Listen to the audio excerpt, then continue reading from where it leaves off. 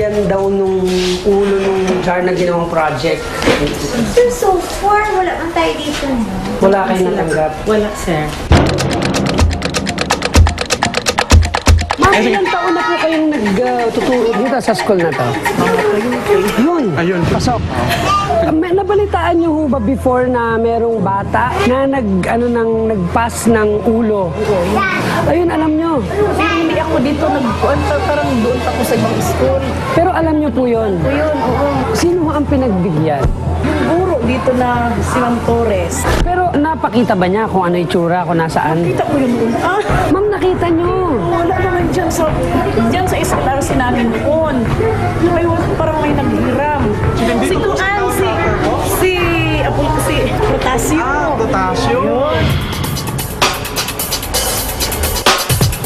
At tila nagkakaturoan na dahil ayon naman sa umano'y nanghiram ng banga. Hiniram ko yun way back 2000 para i-present doon sa klase ko sa Natchilim of Maitom sa Araling Panlipunan na mga klase.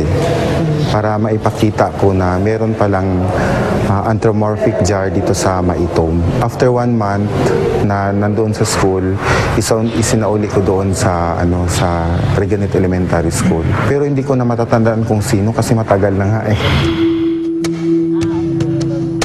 Nalaman ko ring may mga orihinal na Maitom jars ang nasa pangangalaga ng mga residenteng malapit sa Ayub Cave na ngayon tinawag na Pinol Cave. Nakatago po talaga, tinago niyo na rin.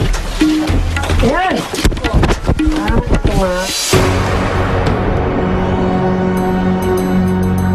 Tingnan niya mo, sir, kung yan ba yan. Ito, no? Ito yung mga ano. Kasi kitago ko lang yan, hindi ko alam kung anong purpose. Basta tinago ko. Ito yung sinasabi niyo nakasama nung ulo at saka nung katawan. Yung iyon, nawala na yon. May nagtanong sa akin, sir, na wala kang kwan, sabi niya, yung buo na parang clay. Bibilhin ko ng 150,000, sabi niya. Ayun, na-remember ko yun, hinahanap ko, nawala na yun. Ganun siya kamahal, Opo, sir. 150,000. Oo. Hindi niyo alam na ganun kalaki o Ay, hindi mahal. ko alam, sir, kasi yung sa akin display lang. Mhm. Kaya kung alam ko lang, gitago ko talaga. Mahalaga pala yun. Itatapon ko ng ayan eh. Wag. Hindi ko rin alam na importante yan, sir.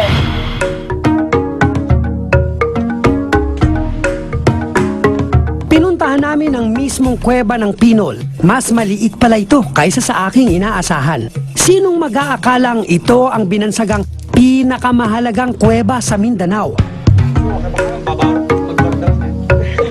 Mismong mga residente na yung nagsabi na sagrado tong lugar na ito. Kung may mga karamdaman sila, pumupunta sila rito. At ayon mismo sa kanila, gumagaling daw sila pagka nanatili sila rito. Bukod doon, naging sagrado rin ito dahil sa napakaraming artifacts na nakuha rito sa loob. Yung mga banga, yung mga buong banga na ginawa pa ng mga ninuno natin. May mga natira pa, gaya nito, mga sira-sira na. Sabi ng mga local government, pwede nilang ayusin. Napaka-imposible raw, pero sana mabuo para malaman yung history ng lugar na ito sa Maguindanao. Sosoli ko to ngayon sa local government. Ayon pa kay Arnelito, wala raw nakatalagang gwardiya sa kuweba. Ang mga residente lang daw sa paligid ng kuweba ang nagbabantay dito. Saan nakita yung mga yung mga bungo, mga banga? Dito, from yung nakaan sa tabi, pag ito yung cave, Ito, yan. sa mga tabi sila. Sa Ka dyan. sa tabi. So, ibig sabihin, mababa siya, hindi? Oh. Kapag ganon. Sloping siya. Okay, so parang kunyari, ito yung bunganga, ito yung bunganga, pag ganon siya, pag ganyan. Yan. Sa kalapit naman itong kuweba, ang Sagal Cave, may mga natagpuan din daw ilang piraso ng banga at mga buto ng hayop. Tara, tayo siya. Ito, ang daming basag.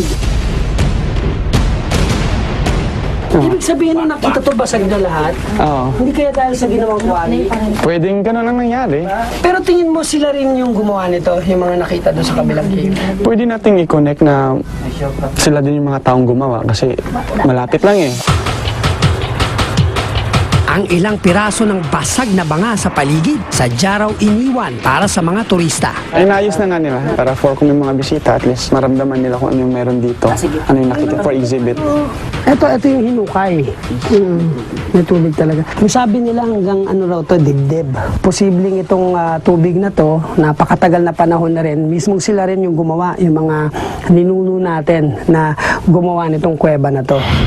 Sa kabuuan ng aming paglilibot, kapansin-pansin ang pagiging handa ng mga escort naming pulis.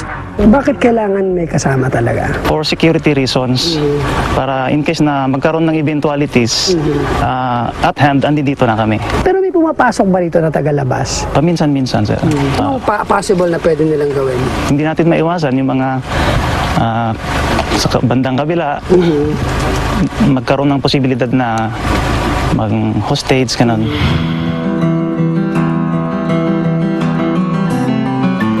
Nakalulungkot na mismong sa bayan ng Maitom, wala nang makikitang buong Maitom jar.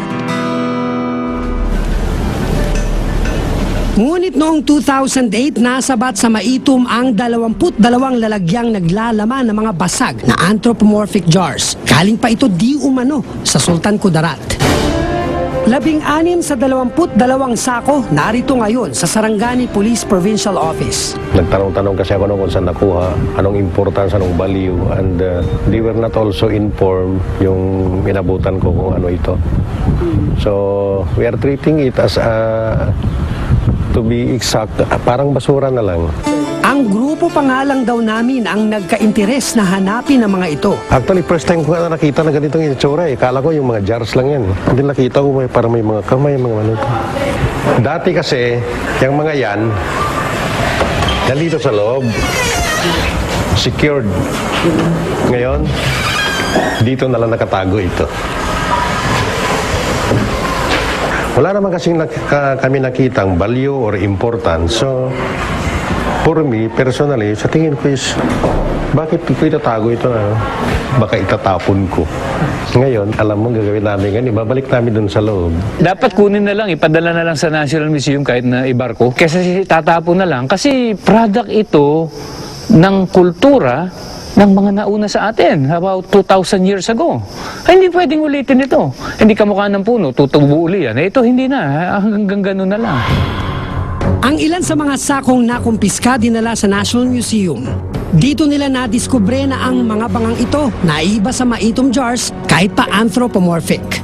So may pagkakaiba kung titingnan nyo yung nakadisplay na mga Maitom na na mga ganito. Mas parang ganito na yung mga Maitom. O yun nga, yung mga pagkapango ng mga ilong, karamihan sa Maitom matatangos yung ilong eh. Yung nose bridge nila, kamukha nito to. Mas parang Maitom ang type. Ito hindi wala siyang nose bridge masyado. Sayang nga kasi makikita natin dito, may nakialam din, ginasgas nakakawalang gana yun siyempre, hindi mo na magagawa ng scientific study. Isa na namang pamana ng ating kasaysayan ang natuklasan. Tila hindi raw nalalayo sa mga bangang ito ang pagkatao nating mga Pilipino. Pira-piraso na naghihintay lamang mabuo para mas makilala natin kung sino ba talaga tayo. Tulad na lang ng hikaw na ito. Ito kaya ang magiging daan para mas makilala natin ang unang bayaning Pilipino na si Lapu-Lapu?